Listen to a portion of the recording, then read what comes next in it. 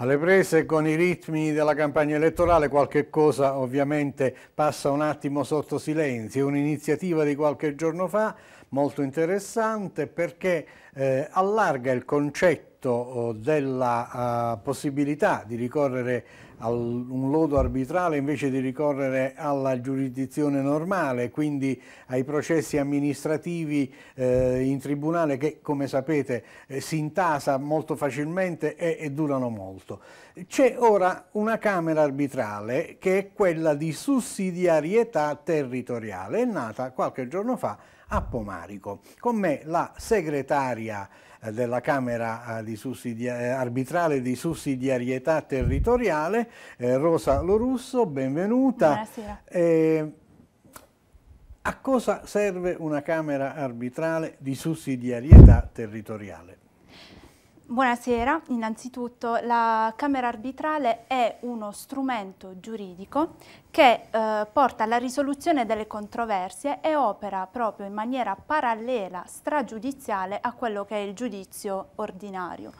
Ovviamente i vantaggi di questa Camera arbitrale sono due e sono fondamentali, cioè la celerità del diritto. Infatti in soli 180 giorni e non oltre questi giorni la Camera deve produrre un lodo arbitrale e poi l'altro vantaggio è sicuramente quello del risparmio economico del cittadino che sicuramente avrà un costo contenuto rispetto a quello di un processo ordinario. Soprattutto avrà i tempi molto ristretti perché sappiamo di cause pendenti in campo civile, specialmente alcune antichissime cause, no? Certo. Che si trascinano per più generazioni, ma non per colpa di coloro che operano sia sul fronte della giustizia sia sul fronte dell'avvocatura e che oggettivamente i tempi poi si allungano.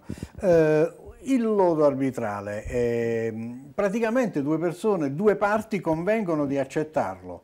Ed sì. È appellabile o no? Allora, il lodo arbitrale innanzitutto è inappellabile. È un negozio giuridico che ha gli stessi effetti di legge di una sentenza e abbiamo due tipologie di lodo, il lodo rituale e quello irrituale.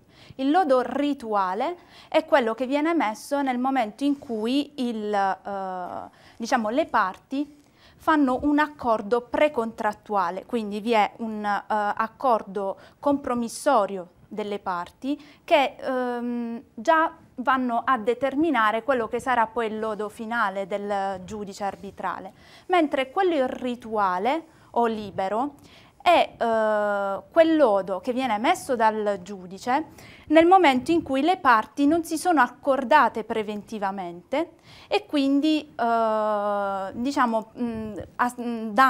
al terzo o a terzi la... Si mettono nelle mani del giudice, insomma, sì, no? sì. Perfettamente. Esatto. E ovviamente chi sono i giudici normalmente? Sono della magistratura ordinaria? No.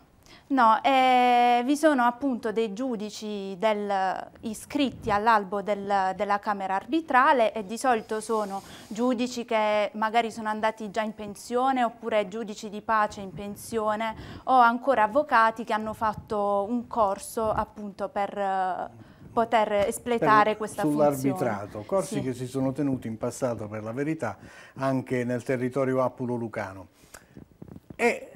Allora io accetto di sottopormi al lodo, io se sono parte in causa, se la cosa non mi piace posso adire la magistratura ordinaria, la giustizia civile? Sì, in realtà sì, è inappellabile abbiamo detto il lodo, però comunque nel momento in cui si ritenga che il lodo non sia opportuno o sbagliato si può adire ovviamente al tribunale ordinario. Quindi se uno vuole poi parte con i lunghi processi eccetera eccetera.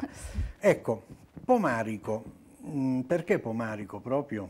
Perché nasce a Pomarico questa Camera arbitrale di sussidiarietà territoriale. Sì, Pomarico e Tursi sono stati gli unici paesi della Basilicata che hanno voluto istituire, hanno voluto accogliere proprio la Camera arbitrale. Pomarico perché il sindaco è stato molto disponibile. Anche il sindaco di Tursi sono stati molto sensibili, sì, c'è stata una sensibilità umana a voler comprendere proprio i problemi dei propri cittadini e quindi arrivare nel profondo, nell'animo dei cittadini e comprendere cosa fosse giusto istituire all'interno del proprio comune. Siete partiti, insomma, no? Siamo Lei partiti. è la segretaria della Camera Arbitrale. Ora che fate? Aspettate che arrivino richieste? Sì. In verità su Tursi dovremmo essere operanti nel breve termine, in quanto sono già arrivate un bel po' di cause, quindi... Beh, quindi ci siamo. Invece a Pomarico ancora a Pomarico abbiamo inaugurato qualche giorno fa, in effetti. Quindi è freschissima la cosa.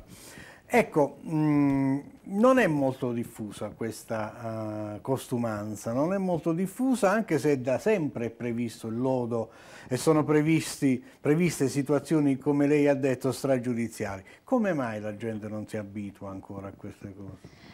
Evidentemente perché è sempre un istituto molto moderno, se vogliamo. Anche se comunque è già esistito, è stato già utilizzato in passato, non ha preso piede in quanto le camere arbitrali sono state sempre private e quindi appunto dovendo affidarsi anche a giudici di tipo privati, perché alla fine comunque la Camera arbitrale ha dei giudici propri. Questo può portare magari i cittadini a scegliere il tribunale ordinario, però comunque sono dei giudici a tutti gli effetti, il lodo arbitrale ha effetto di sentenza vero e proprio, quindi non... Tra le parti ovviamente. Tra le parti e comunque garantiamo quello che è il principio di trasparenza, di legalità ed è comunque un istituto che è voluto ed è stato fortemente voluto dal Ministero di Grazia e Giustizia, che appunto è andata a firmare questo progetto proprio per andare a snellire quelle che sono l'infinità di cause, l'affluenza che, come dicevamo prima, ha il Tribunale ordinario. Bene, tutto questo io ritengo possa essere di grande aiuto al percorso giudiziale, della giustizia civile, che così si alleggerisce e penso che in qualunque caso una scelta di questo tipo, che è assistita anche da avvocati, immagino, delle parti, non creerà problemi sicuramente al grande percorso operativo anche della giustizia tradizionale, anzi snellirà e faciliterà.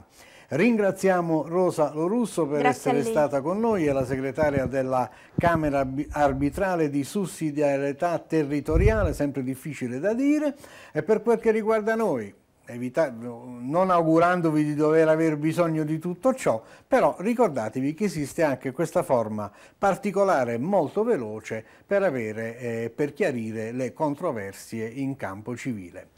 Alla prossima!